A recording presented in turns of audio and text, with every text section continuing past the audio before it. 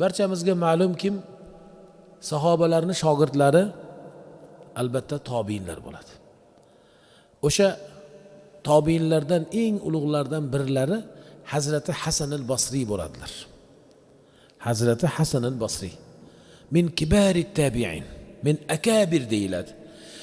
Katta tobiinlarning eng kattalaridan, ulug' tobiinlarning eng ulug'laridan deyiladi.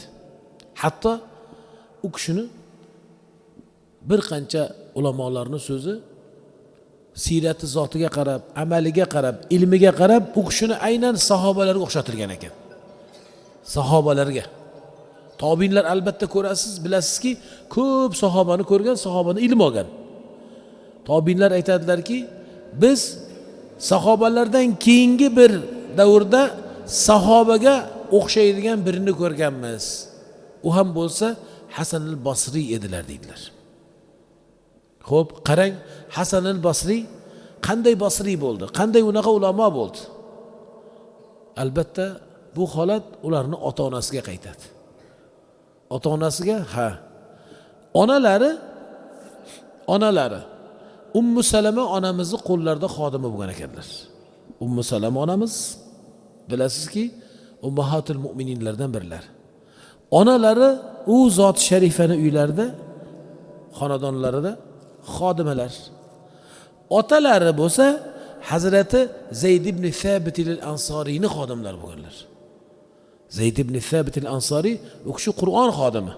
Mana shu Qur'onni bizga yetib kelishligida asosan eng buyuk xizmatni qilgan zotlardan. Qur'onni yozganlar Rasululloh alayhissalatu vassalomning og'izlaridan va Hazrati Abu Bakr radhiyallohu ta'ala anhu zamonlarida jamlangan Qur'onni ham ilk jamlab Qur'on holiga keltirgan zot va Hazrati Usmonning zamonlaridagi Qur'onni butun o'sha islom ellarini eng yuqori, yuksak o'sha darajada bo'lganlarga yuborar ekanlar. Unda ham Hazrati Zayd ibn Sabit al-Ansari buyuk xizmat qilganlar. Demak, otalari ularning xodimlari.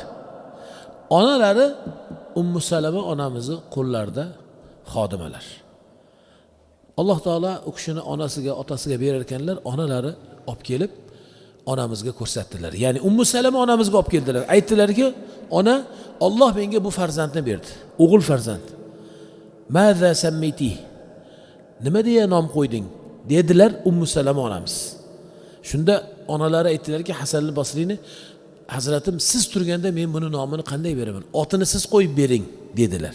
Demak, bu Qozog'istonlik azizlarimizda ko'p ko'rdik. Otni sizlar ulug'laringizga qo'ydirasiz. Bu bir sunnat ekanda. Onalari ism bermadilar. Siz turganda men buni qanday nomlayman? Otini siz qo'yib bering deya olib keldim deganlarida, ala barakatillah sammaytuha Hasan debdilar. Allohning yo'lida barakatli bo'lsin, men buni Hasan deya nomini berdim deydilar. Demak, nomlarini qo'ygan kim bo'ladi? Ummu Salama onamiz. O'shalarning duolari bilan qarang, haqiqatda u kishi yoshliklaridan ilm olib, barakatli bir zot bo'ldilar.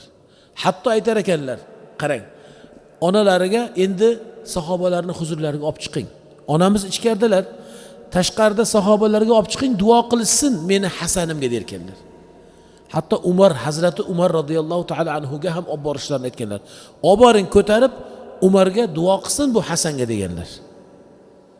Biz ham shunday bo'laylik. Shu yoshlarimizni alhamdulillah masjidga o'zimiz bilan birga olib kelar ekanmiz.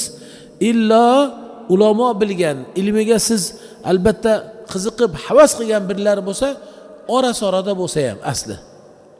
Avvalida ko'p doim olib borishimiz kerak. O'sha meni ham bolam Hasan al-Basriylar, Abu Hanifalar bo'lsin degan niyatda, Buxoriylar bo'lsin degan orzuda albatta farzandlaringizni ulamolarning huzuriga ko'p olib boring. Ulamoni nazari tushsin. Ulamo sizni o'g'lingizni peshonasini silab duo qilsin va irshod qiladi. Ya'ni yo'l ko'rsatadi. Siz otaga bunday qilsangiz bunaqa olim bo'ladi, bunday qilsangiz bunday olim bo'ladi deya ulamo o'zini ilmidan kelib chiqib sizga yo'l ko'rsatadi. Mana Hasan al-Basri hazratning hayotlarida ko'rib turibsiz. Endi qarang, Hazrati Hasan al-Basriyni shunday Basri bo'lganligini sabablardan birlari shunday deydilar ulamo ahli siyar. Bir kuni onalari, ya'ni Hasan al-Basri onalari xizmat uchun tashqariga chiqdilar. Ummu Salama onamizlarni bir hojatlarini bajarish uchun tashqariga ketib, xizmatga ketib, biroz hayollab qoldilar. Ya'ni biroz qaytishlarida kechikdilar.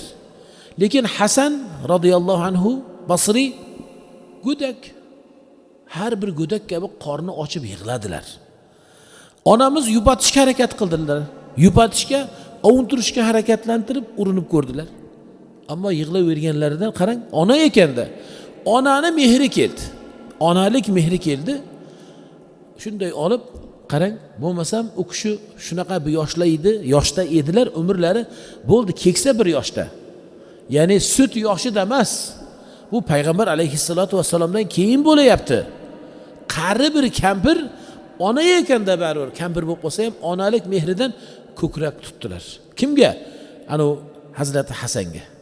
Aytadiki, bir ona mehribonlik qilganligidan Alloh arhamur rohimin bo'lgan zot, mehribon Robbimizni rahmi kelibdi-da, Alloh u kishining ko'kragidan sut keltirdi. Mo'minga beriladigan karomat. Kampir, keksa birini ko'kragidan sut kelib, o'sha Hazrati Hasan al-Basri sutdan ichibdilar. Sut emibdilar. Kimdan? Hazrati Ummu Salama onamizdan. Shunga aytadilarki, Hasan al-Basriyni bunday Hasan al-Basri bo'lishligiga sabab nima deyilsa, li'annahu shariba labana fi baytin nubuwwa. Chunki u kishi payg'ambarimiz alayhissalatu vassalomning uylaridan sut emganlar. Rasulullohning xonadonidan sut ichganligi uchun u kishi shunday bo'ldi deydilar. Endi hozir sizga aytayapman, Basri deya asllari Madinada tug'ilgan. Tug'ilganlarda ammo keyin voyaga yetib Basraga borib, Basrada shayxlik qilib ulamolik qilganliklariga Basri deya bu taxallusda bilinganlar. Lekin asl o'zlari tug'ilgan joylari qayer? Madinada.